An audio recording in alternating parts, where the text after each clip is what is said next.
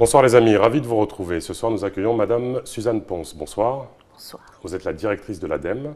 Première question, c'est quoi l'ADEME? L'Agence de l'environnement et de la maîtrise de l'énergie est un établissement public, c'est-à-dire que nous travaillons avec les impôts des contribuables, mais nous ne sommes pas des fonctionnaires.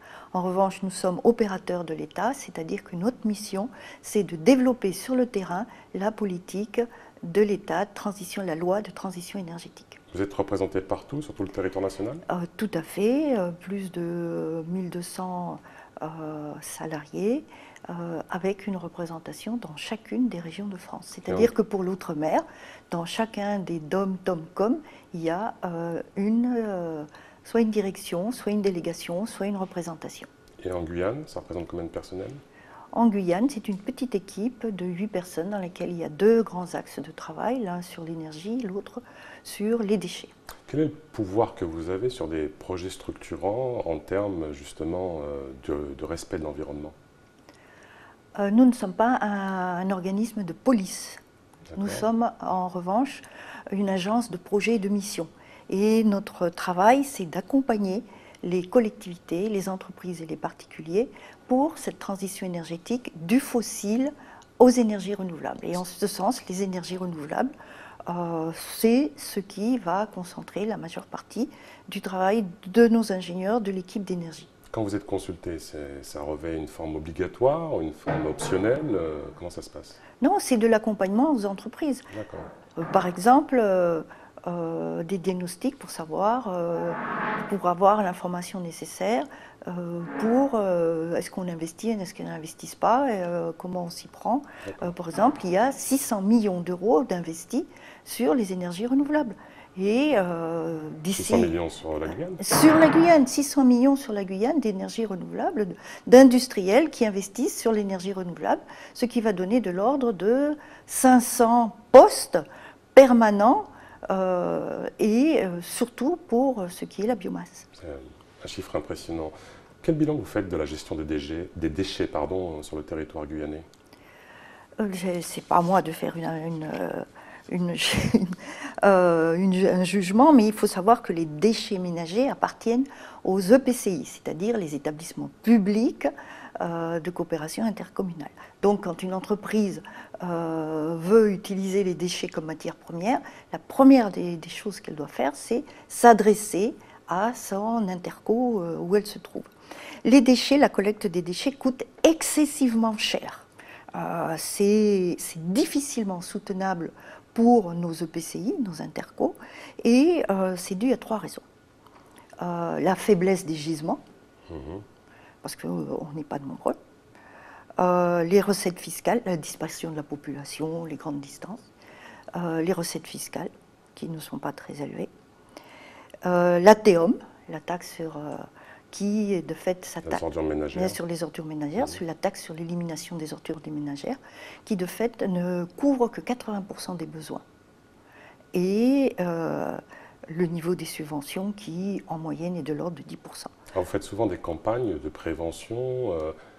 Est-ce que vous avez des outils d'évaluation du comportement de tout un chacun, qu'il soit particulier, entreprise, collectivité? Alors nous accompagnons les collectivités et surtout, le point fondamental, c'est la maîtrise des coûts. Puisque je vous ai dit que la situation, ça coûtait très cher, donc notre accompagnement est dans la maîtrise des coûts. Alors, un des volets de la maîtrise des coûts, c'est effectivement le changement des comportements. Mais nous n'agissons jamais directement. Nous agissons en accompagnement des collectivités. C'est-à-dire, c'est la collectivité qui va avoir une campagne de communication, qui va avoir des campagnes, et notre logo va y figurer, parce que nous les avons accompagnés sur la stratégie à mettre en place, sur les points à faire des analyses qui permettent de voir quels sont les points à améliorer. C'est un service gratuit pour les collectivités? Non, nous participons, c'est des accords cadres, et ça fonctionne par accord cadre. Alors par exemple, parmi les campagnes, eh ben, tout ce qui est lutter contre le gaspillage alimentaire, tout ce qui est les sacs emballages, donc plus de sacs en plastique, on ne trouve plus. Ça, c'est des choses que vous avez portées? Nous accompagnons les collectivités. Vous aimez bien le terme accompagner? Oui, parce que vous n'allez pas voir campagne de l'ADEME. vous allez voir, la CACL lance telle chose. Et on vous oublie La parfois, CCDC lance telle chose. Ben, vous allez voir qu'il y a toujours le logo de l'ADEME. Vous portez aussi comme un projet de société plus sobre en énergie. Donc les citoyens, acteurs publics, économiques, on a vu, mais à terme, on vous demande quoi au niveau national? C'est quoi la commande?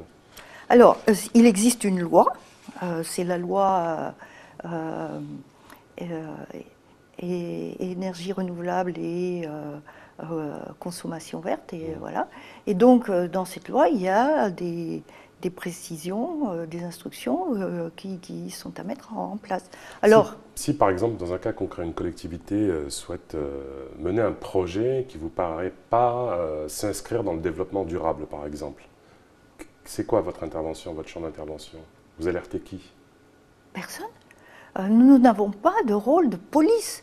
C'est les services de l'État qui ont le rôle de police. Donc vous alertez les services de l'État? Non, ce n'est pas non plus notre métier. Notre métier, c'est d'accompagner, c'est pour ça que j'insiste, d'accompagner par des études, nous ne sommes pas un guichet, par une expertise, par des diagnostics, mais nous ne sommes pas un guichet. Nous n'aidons pas à l'investissement, c'est la Caisse des dépôts et consignations, c'est l'Agence française de développement qui vont aider les collectivités et les entreprises. Par exemple, la Caisse des dépôts et consignations est très présente au niveau du haut de bilan de nos industriels sur les énergies renouvelables. Et c'est donc eux et nous, c'est vraiment de l'expertise technique, de l'accompagnement.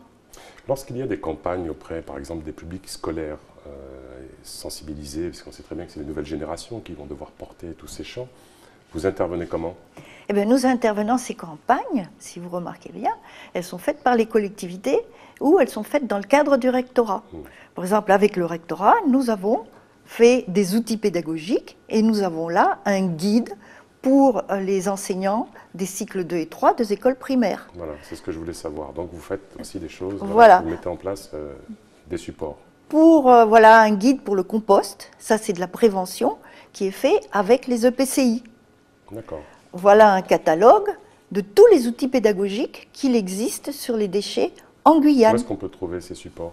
Alors, tout ce qui est pédagogique, c'est le Centre régional de documentation pédagogique, la Canopée, mais aussi dans nos différents relais, chez les EPCI, l'association, la Fédération des associations, le GREN, et bien sûr chez nous. Madame Ponce, merci beaucoup d'avoir répondu à nos questions. Les amis, les programmes continuent sur ATV Guyane. Faites attention à ce que vous consommez et où vous le jetez. Tchembered, à bientôt.